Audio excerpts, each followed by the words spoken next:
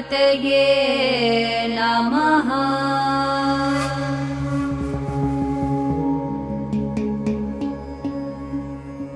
विकटोत्कटसुन्दरदन्तिमुखं भुजगेन्द्रसुसर्पगदाभरणं गजनीलगजेन्द्रगणाधिपतिं प्रणतोऽस्मि विनायकहस्तिमुखम्।